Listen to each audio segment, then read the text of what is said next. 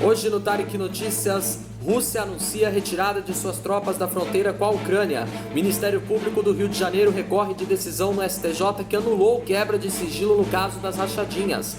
Pfizer confirma que vacinas contra a Covid-19 vendidas no México e na Polônia eram falsas. Rodízio noturno de veículos na cidade de São Paulo completa um mês. Israel bombardeia posições sírias após lançamento de míssil. Plenário do Supremo decide que processos de Lula vão para a Justiça do Distrito Federal. Eu sou Tarek Elaques e está no ar o Tarek Notícias.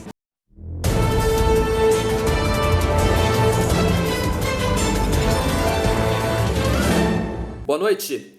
A Rússia anunciou que começará amanhã a retirar seus soldados das proximidades da fronteira com a Ucrânia e também da região da Crimeia, que foi anexada pelos russos em 2014. As manobras militares perto da Ucrânia provocaram grande preocupação da comunidade internacional.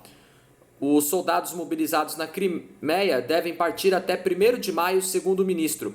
Shoigu visitou a Crimeia, península anexada pela Rússia, em 2014 para acompanhar os exercícios militares em um momento de tensão com Kiev e com os países ocidentais. O Ministério da Defesa informou que as manobras envolveram 10 mil militares, aeronáutica, quase 40 navios, defesa antiaérea e tropas aerotransportadas. A Rússia intensificou nos últimos dias os exercícios do Mar Negro e na Crimeia, depois de mobilizar dezenas de milhares de militares na fronteira com a Ucrânia, país com o qual mantém relações tensas desde 2014.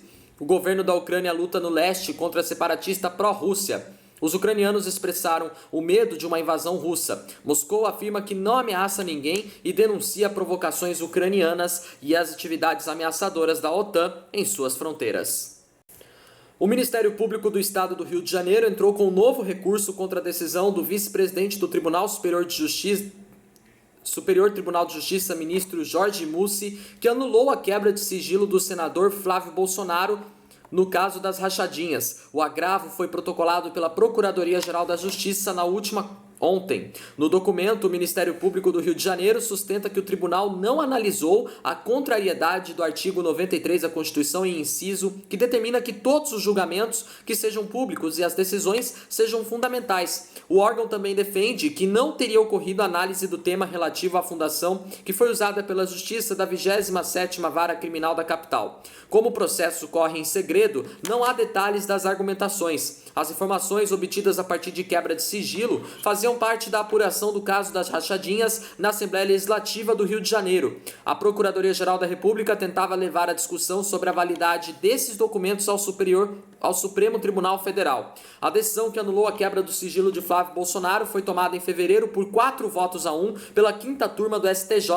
O colegiado determinou que sejam anuladas a quebra dos sigilos bancário e fiscal do senador. As quebras tinham sido autorizadas em abril e junho de 2019 pelo juiz Flávio Itabaiana, da 27ª Vara Criminal do Rio de Janeiro, quando o caso das rachadinhas ainda estava na primeira instância. A Justiça decretou as quebras em 2 decisões. Na primeira, a justificativa para a quebra foi curta e se resumiu a um parágrafo. A segunda tinha 10 páginas que justificavam a autorização e serviu também para reforçar a fundamentação apresentada originalmente. Os ministros entenderam que as decisões de Itabaiana afastando os sigilos não foram devidamente fundamentais. A decisão não significa que Flávio Bolsonaro foi inocentado, mas na prática pode levar à anulação de todas as provas obtidas a partir de dados bancários e fiscais de Flávio Bolsonaro e de todos os outros envolvidos no caso das rachadinhas. Com isso, a 5ª turma abriu espaço para que a defesa tente derrubar a denúncia oferecida contra Flávio Bolsonaro e outras 16 pessoas por peculato, a lavagem de dinheiro e organização criminosa. O laboratório do americano Pfizer confirmou na última quarta-feira que doses suspeitas de sua vacina para a Covid-19 apreendidas no México e Polônia e que eram vendidas por até $1.000 a unidade eram falsas. A companhia disse que trabalha com governos, fornecedores e profissionais da saúde para combater o comércio ilegal. Uma fonte da Secretaria de Saúde do estado mexicano de Nuevo León, no norte do país, afirmou à agência de notícias AFP que 80 pessoas foram inoculadas com um fármaco falso, mas não revelou detalhes. O governo mexicano anunciou a apreensão das vacinas falsas em 17 de fevereiro em uma clínica clandestina e várias pessoas foram detidas. O Ministério Público local abriu uma investigação. A substância foi encontrada em geladeiras de cerveja e tinha números de lote e datas de vencimento falsas, de acordo com o jornal americano Wall Street Journal. O líquido nos frascos confiscados da Polônia era uma substância cosmética, possivelmente um creme anti-rugas, segundo a Pfizer. Na quarta-feira, o vice-diretor da Organização Pan-Americana da Saúde, Jarbas Barbosa, fez um alerta sobre a oferta de vacinas falsas na Argentina, Brasil e México, denunciando o problema para as autoridades de saúde e policiais. Consultado sobre a informação do Wall Street Journal a respeito da venda de vacinas fraudulentas do laboratório da Pfizer no México, Barbosa disse que receberam informações do México, Argentina e Brasil de que algumas doses foram oferecidas nas redes sociais. Barbosa insistiu que só se pode confiar nas vacinas administradas pelas autoridades de saúde, porque só essas têm a garantia de serem seguras e eficazes e de terem sido conservadas nas condições adequadas. O rodízio noturno na cidade de São Paulo completa um mês hoje. A restrição, que passou a ser feita das 8 da noite até as 5 da manhã, foi implementada pela prefeitura com o objetivo de diminuir o fluxo de pessoas no transporte público e reduzir a circulação na cidade à noite. O levantamento feito aponta que o congestionamento na capital paulista registrou queda de 43% desde a implementação da medida em 22 de março. Ainda de acordo com os dados, o número de carros nas ruas caiu 16% no último mês. A diminuição, entretanto, também é reflexo na fase emergencial da quarentena, que vigorou de 15 de março até o dia 11 de abril e restringiu o número de pessoas nas ruas. Muitos taxistas também afirmam que o movimento na região da Avenida Moreira Guimarães, na zona sul de São Paulo, está abaixo do que costumava ver antes da pandemia.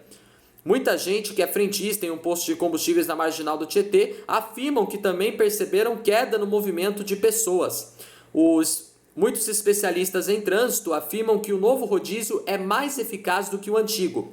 Em nota, a Prefeitura de São Paulo afirmou que as multas são processadas e divulgadas após o período de recursos, de até 90 dias. Por isso, só é possível ter o número de multas efetivamente aplicadas no rodízio após esse prazo. A restrição vale nos dias úteis, no sábado e nos feriados, das 8 da noite até as 5 da manhã, e não nos horários tradicionais, das 7 da manhã até as 10 horas da noite e das 5 da tarde até as 8 da noite. O descumprimento da regra implica infração de trânsito de nível médio, com multa no valor de R$ 130 e 4 pontos na carteira do motorista. O exército israelense anunciou hoje ter realizado bombardeios contra a Síria após o lançamento de um míssil que caiu no deserto de Negev, no sul, perto de uma instalação nuclear israelense secreta. Segundo a agência oficial síria SANA, o exército israelense lançou mísseis de colinas de Golã contra posições nas imediações de Damasco. Anteriormente, o exército israelense havia indicado que as sirenes que alertam para ataques potenciais foram ativadas perto da localidade beduína de Abu Krenat, situada a alguns quilômetros da central de Dimona. Israel nunca reconheceu que dispõe de um arsenal nuclear, mas especialistas estrangeiros que se baseiam em particular no testemunho de Mordechai Vanunu, um ex-técnico nuclear israelense, garantem que o Estado hebreu dispõe de 100 a 300 ogivas nucleares. Desde o início da guerra na Síria, em 2011, o Estado hebreu realizou centenas de bombardeios contra posições no poder sírio e seus aliados, as tropas iranianas e combatentes do Hezbollah libanês. Israel afirma que tenta evitar que seu principal inimigo, o Irã, consiga se implantar na Síria, país fronteiriço com o Estado hebreu. O plenário do Supremo Tribunal Federal decidiu hoje enviar os processos aos quais responde o ex-presidente Lula para a Justiça Federal do Distrito Federal. O Supremo retomou hoje o julgamento de recursos sobre a decisão individual de 8 de março do ministro Edson Fachin, que anulou as condenações de Lula na Justiça Federal do Paraná na Operação Lava Jato. Na decisão, Edson Fachin considerou que a 13ª Vara Federal de Curitiba, responsável pelos casos da Lava Jato relacionados à Petrobras, não era a instância competente para julgar Lula.